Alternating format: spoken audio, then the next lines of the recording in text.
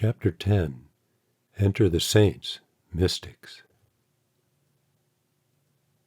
The saints and mystics have presented a concept of man that is not easily accepted by most people in the world. The concept is that man, in essence, consists of pure consciousness, which is simply functioning through various coverings picked up in its descent down into this physical world. Self-realization can be attained by simply removing, one by one, these various covers. Therefore, let us briefly see what these various covers upon the self are, how we got them, and how these saints and mystics say they can be removed. According to the analysis of the mystics, what we call the self is the totality of our own consciousness. When this total consciousness individualizes, splits into many pieces, we call each of these pieces a spirit or a soul. The Eastern philosophers and mystics have called it the Atman, individuated consciousness. Next comes the functioning of this individuated conscious soul through the first cover, the causal body. The causal body is so called because it causes all things to happen. Frequently, it is more simply referred to as the mind. There is no distinction between the two. No experience takes place in time, space, and causation, except through the agency of the causal body, the human mind. Just as there is only one single, total consciousness that we call the self or soul, similarly, there is but one human mind that has been called the universal mind.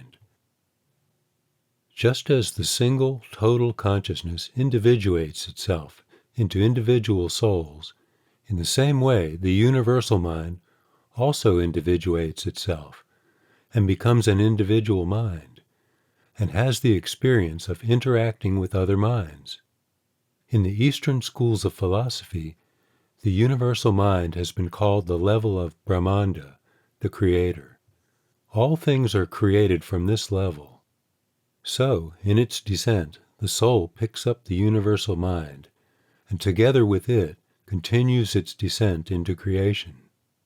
So from this point on, below the level of Brahmanda, or the causal level, the soul travels with a cover of the individuated mind over it. Thereafter, all the functions of human consciousness take place through the agency of the human mind. Next, this consciousness, contained in the mind, is further split into what is called the sensory system. When we experience an event through this sensory cover, it causes us to regard the singular and direct experience of the mind as a split-up experience, consisting of hearing, tasting, seeing, touching, and so on. In fact, the sensory systems of perception are merely devices in awareness to expand an experience by dividing it into parts. Therefore, this division of the mind into sensory functions constitutes yet another cover upon the soul, which is very often called the astral body. This whole complex is then called the astral self.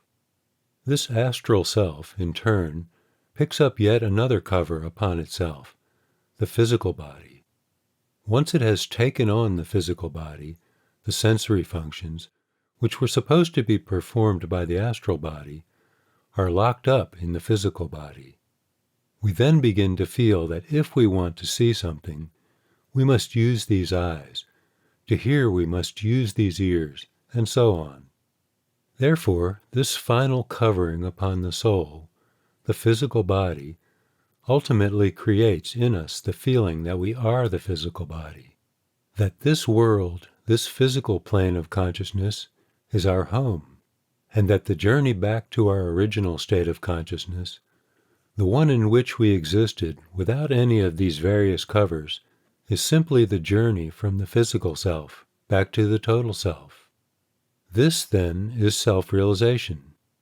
If we accept this analysis of our spiritual plight by the saints as being accurate, The question of how these various covers are to be removed naturally arises. We would like to know if there is any methodology or technique we can use in order to move from the physical self back to the total self within. The mystics and practitioners of the art of yoga and meditation say, yes. They say that there is a very simple and natural methodology by which we can increase our awareness from that of this physical self to that of total consciousness. One can conceive of a methodology or technology for achieving something outside, for reaching somewhere outside of oneself. But for becoming oneself, we need not go anywhere. We need not reach someplace outside.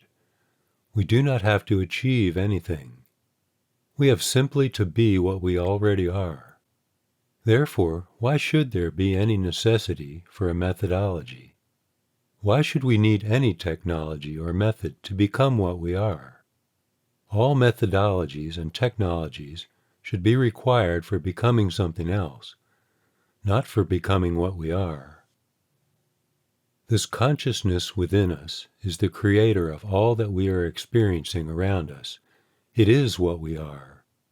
Everything that we are perceiving in this world around us is being experienced by this consciousness within. The entire creation has come into being from within, not outside. Therefore, if one desires to know oneself, one must know the consciousness which resides within the physical body. So, the problem becomes how to go within this physical body. This body in which we find ourselves is the most beautiful product that the Lord has ever made. There are no heavens or paradises, no higher regions or any other forms as marvelous as this human body, through which we are experiencing creation. In this human body, the Lord Himself resides. The Creator Himself is sitting inside. The kingdom of heaven is within you. This human body itself is the temple of God. All other temples in which you are spending so much time and energy, in which you go on searching for the self and God realization, are but monuments and a tribute to this living temple, the human body. We have to enter this temple of God, the only real church, the only mosque, the only true place of worship, through the gate which opens into the temple. This body, or temple, has many gates, but there is only one that opens within, only one which leads us to the inside of this body. All others are exits. There are 9 exits in this body, from which our consciousness flows out into the world and generates the human experience. They are the 2 eyes, the 2 ears, the 2 nostrils, the mouth, the reproductive organ, and the rectum. These are the 9 portals, or 9 doors, through which our consciousness, via attention, goes out of this human body. Please note that attention does not come into the body via these doors. It can only go out. Nobody can put vision into his eyes. It can only flow out of his eyes. Similarly, all the 9 doors to this beautiful temple of the human body are capable of only the outward flow, the exit of human consciousness. We have been roaming outside our abode too long. From the very first time we went out of this body, through the flow of attention, we have remained outside. You have only to watch the behavior of your own thoughts. When this is done, you will see how you have become entangled and trapped outside. Through the senses, you have spread your consciousness very thinly throughout experience. You have made many attachments. We have gone outside ourselves and have made all kinds of strong attachments that we are now unable to break, and we cannot, therefore, come back within ourselves. We are spending all our time outside. These 9 doors that open outwards into the world are being constantly used by us just to make contact with the objects of our attachments. Therefore, being attached, we remain outside our own self.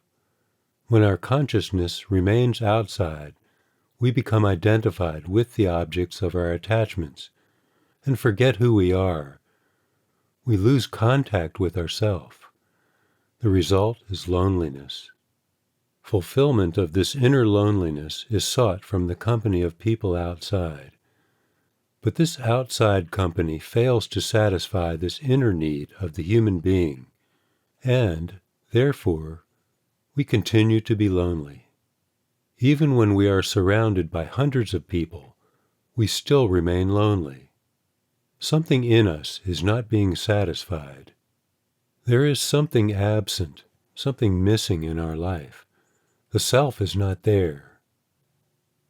The world is full of lonely people, and because of their loneliness, they do many foolish and stupid things in an attempt to fill this void, this emptiness inside.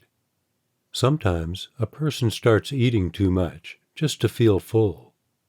Someone else turns to drugs or alcohol to escape his loneliness. This loneliness hurts. It's like a wound, and is so painful that one wants to soothe it at any cost. The world is a very lonely place. Hence people turn to drugs, sex, or any and every other kind of conceivable entertainment that will keep them anesthetized.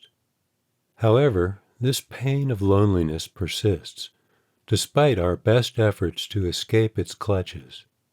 We try to appease it in many ways, with cars, with big houses, with money, with all kinds of gadgets and toys, but still the pain of loneliness persists.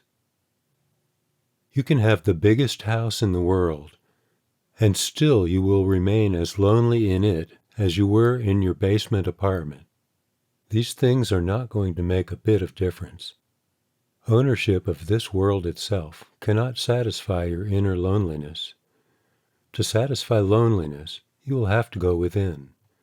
You will have to go through the 10th door, which opens into our head, into the upper room of this temple where consciousness resides. How do we enter into this human body through the 10th door in the head, which is above the 9 doors below? There are many ways of doing this, 2 of which I will now briefly describe. One of the ways of doing this is to reverse the direction of the energy flowing outside and bring our consciousness back through this energy to the 10th door.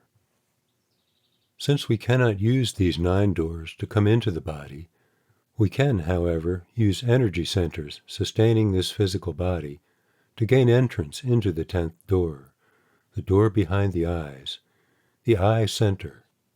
The physical body has 2 parts. The first is below the eyes and is called Pinda. The second is above the eyes, corresponding to the frontal part of the brain. This is called Brahmanda, the seat of Brahm, the Creator. There are 6 energy centers or chakras which sustain and hold this physical body, Pinda, together. If these centers were not operating, this physical body would instantly disintegrate. The lowest energy center, Muladhara, is at the rectum. The energy flowing at this center holds us to the earth and provides us with the experience of gravity. Through this center, we are able to determine directions. It is also the center of evacuation. All the waste material left over in the body processes is eliminated through this center. In Hindu mythology, Lord Ganesh, the guardian of the temple, resides at this center. All of these powers are then referred to as the power of Lord Ganesh. Once we are able, through the concentration of our attention, to enter into this center, we rise up to the second energy center of the genitals, the Svadhisthana chakra, the center of pleasure. This is also the center of reproduction, where all human life is created. It is the center where the physical body is prepared and created. Therefore, all beginning, in terms of the physical life, occurs here. The beginning of all physical experience with the body starts and is created at this center. Huge whirlpools of creative energy flow near this center. The Kundalini, a vast coiled serpent of energy, lies just behind this chakra. The entire energy of the Kundalini can be released by entering this chakra through the concentration of attention. Rising still further from the center, by the concentration of attention, we are able to gain access to the next center, the Nabhi chakra, the navel center. This is the chakra or center in the middle of the stomach. This is the center of sustenance, of nourishment and maintenance. Lord Vishnu, the god of sustenance, the sustainer, resides at this center. In the trinity of the beginning, the middle, and the end, he represents the middle. That energy, the power at the navel center, provides us with ability to rise higher through meditation to the next higher chakra in the body, the heart center or Hriday chakra. It is the primary center and the one that generates permanent experiences. Out of all the chakras so far described, it is only this chakra that provides us with a permanent experience. It is the abode of Lord Shiva, the Lord of Death. In the Trinity, he represents the end. Hence, he is often referred to as the destroyer. Since all things which have a beginning must also have a middle and an end, Lord Shiva, the power at the heart center, is considered to be the all-inclusive deity, containing Lord Brahma and Lord Vishnu within himself. Therefore, the experience of death, which arises from the heart center, is considered to provide the only permanent experience of which we can be certain. The one thing of which we all can be sure is death. We cannot be sure of anything else in this life except this. Yet we can still rise higher in this ascent through the energy center via meditation to the next higher chakra, the Kant chakra, the center at the throat. At this center of the throat resides the goddess Shakti, the power to create, the subsidiary power to create. Just as the creator of all the experience we are having in the world is created by the creator sitting within this temple, behind the eyes, in the Brahmanda region, similarly, Shakti is sitting at the throat center and can also create. All dreams are created from here. All fantasies and imaginations are created here. All ideas and inspirations that we project into experience flow from here. We are able, by concentration of our attention, by meditation, to enter into this center and have an experience of this higher power which exists in human awareness. However, we can rise still further in this ascent of consciousness to the center behind the eyes, the Ajna chakra. It is the center where our own self and the mind resides. It is the 10th door, the door that opens into this temple of the human body. By entering through this door, we will at last have come home to ourselves, and for the first time we will be fulfilled. All loneliness will disappear at last. The other approach would be to destroy the chakras to release their energy while alive. The suggestion is to die while living.